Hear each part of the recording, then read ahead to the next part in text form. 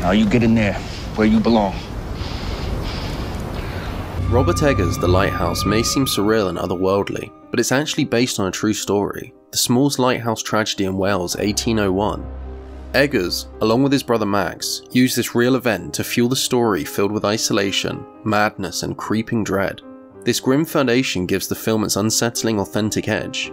Willem Dafoe and Robert Pattinson play two lighthouse keepers who slowly lose their grip on reality as a relentless storm traps them on a remote island. The film's strength lies in its tension, blurring the lines between sanity and insanity. Spilling your beans. Look what it's done to you. It's made you mad. Whilst drawing from the dark truth of the Smalls Lighthouse tragedy, in 1801, two men, Thomas Griffiths and Thomas Howell, were stationed at the Smalls Lighthouse, a desolate and treacherous outcrop 20 miles off the Pembrokeshire coast. In the film, Thomas Wake is already the island's keeper when Howard arrives. Unlike in reality, the two keepers had travelled there together, but disagreed on many of their views on the way up. They began to realise that they were not fond of each other to begin with. That's the trouble with ye. With you! With ye! No! No! This, as well as the knowledge of being 20 miles away from land, and all alone together, was a recipe for disaster, given the extreme isolation that they were soon to face. Will you kill me like you done that gold? I did! Liar! Their dislike was about to turn into a waking nightmare. Upon arrival at the lighthouse, their hatred grew with more severe arguments and then long stretches of silence. The tension between the two men grew so unbearable that it led them to eventually go days without even looking at each other. Trapped in the cramped quarters of the lighthouse, every creak of the floorboards and gust of wind outside seemed to amplify their seething animosity. With only each other for company, small annoyances festered into deep resentments, turning the confined space into a battleground of silence. They performed their duties in near total isolation, moving around each other like ghosts, carefully avoiding even the briefest eye contact. Mealtimes were a cold, silent ritual, where only the sound of the cutlery scraping against the plates broke the oppressive quiet. The lighthouse, already claustrophobic, became a pressure cooker of repressed anger, with each man silently counting the days until they could escape the other's presence. The 4 weeks. The oppressive isolation and monotonous routine of tending to the light frayed their nerves, making the space feel even smaller and their shared ordeal even more unbearable. Their hatred was so intense, it was almost tangible, suffocating them more than the endless storm raging outside. You've been neglecting your duties, lad. Don't deny it. One silent day, Griffith suffered a severe injury in a freak accident. The accident was as sudden as it was tragic, a grim twist of fate that set the stage for the nightmare that followed. While the exact details of the atmosphere are lost in history, it's believed that Griffith suffered a severe injury while performing routine maintenance on the lighthouse. Perhaps he slipped on the wet, treacherous rocks that surrounded the tower, or maybe he was struck by a piece of heavy equipment dislodged in the relentless wind. Whatever the cause, the injury was catastrophic, leaving Griffiths in agonizing pain and unable to perform his duties. With no medical help available in the remote location, Griffith's condition rapidly deteriorated. The injury, likely a compound fracture or severe internal damage, left him bedridden, with his body slowly suffering from internal bleeding.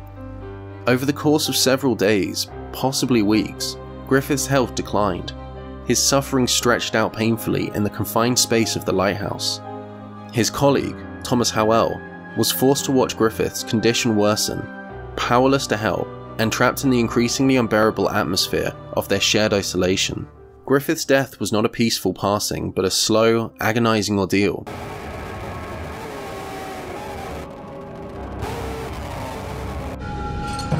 His moans and cries for help echoing within the cramped walls of the lighthouse.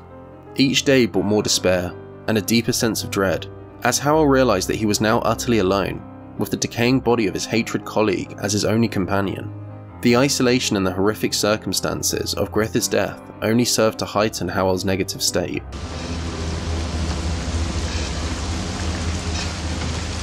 Howell was left utterly alone, stranded with just the corpse of the man that he despised, but his ordeal was just beginning. Howell knew that if he discarded the body at sea, suspicion might fall on him when the relief crew finally arrive. With it being no secret that they didn't like each other,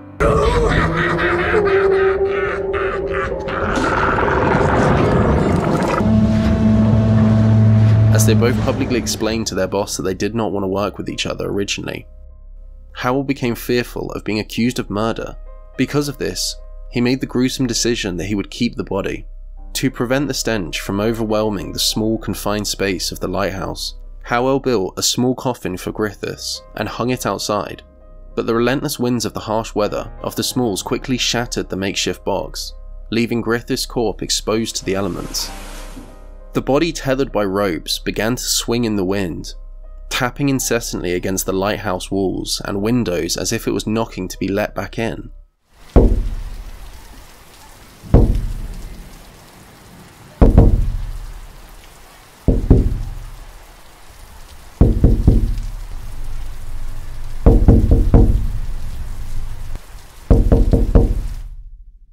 For weeks, Howell lived in this horrifying state, with the dead man's body seemingly taunting him from outside. Every gust of wind, every crack from the lighthouse, must have sounded like the ghost of his dead colleague, coming back to haunt him. Trapped in the tiny bleak tower, no more than 5 meters in diameter, Howell's mind began to unravel. He was utterly alone, with nothing but the howling wind, the crashing waves, and the incessant tapping of the dead man's body to keep him company.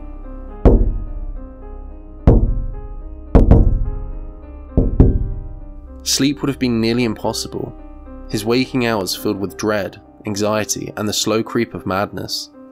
By the time the relief boat finally arrived, Howell was a shadow of his former self, driven to the brink of insanity by the whole ordeal. The rescuers found him in a state of profound psychological shock, barely able to function. The horrors of this solitary was ingrained deep in his mind. This harrowing experience led to the significant changes of the lighthouse regulations, with authorities mandating that no lighthouse should ever be manned by fewer than 3 keepers, ensuring that such isolation would never push the man to the brink of madness again. But the lighthouse takes creative liberties with the true story. The movie adds surreal elements like Howard's hallucinations and Wake's bizarre rituals, along with fictional backstories of the previous keeper's death. The climax, featuring the brutal fight of Howard's death by the seagulls,